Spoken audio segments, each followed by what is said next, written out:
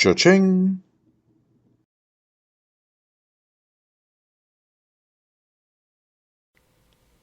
Hey guys, more or less this is how we left things off in my last video, with the hull cleaned out and the console removed.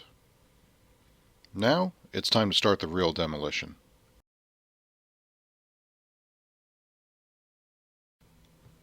So I grabbed my reciprocating saw, a fresh blade, and started carefully dissecting the floor.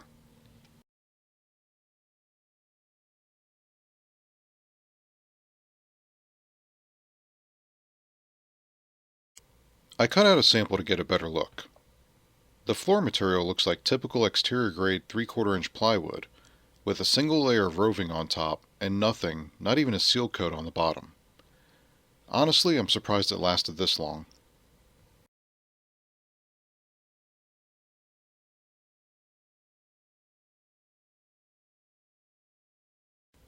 I carefully cut more of the floor away until I could tell what was below it.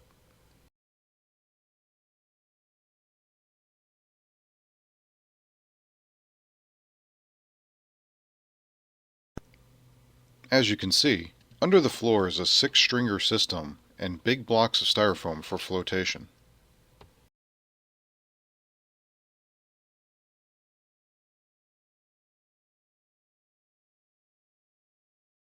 I continued on, removing the bulk of the floor and carpet. To my surprise, the floor was not bonded to the stringers at all. It's only tied into the hull along the sides by a single layer of woven roving, with some occasional fiberglass mat tossed in for good measure.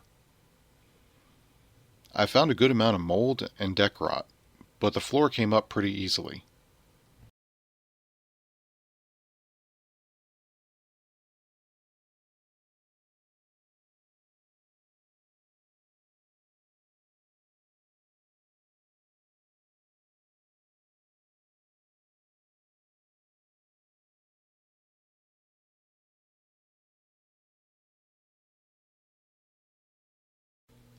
Removing most of the floor exposed the 4-inch chase tube that ran from the console to the rear deck.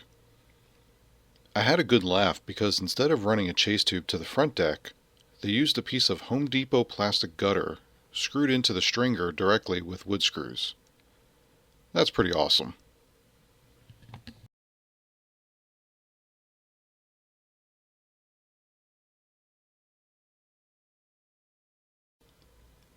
Okay, so here we are. I'm going to leave the stringers in place for now to keep the hull supported until after I repair the transom. In my next video, I'll work on trimming back the stringers and decoring the transom so I can replace it. Stay tuned, more to come soon.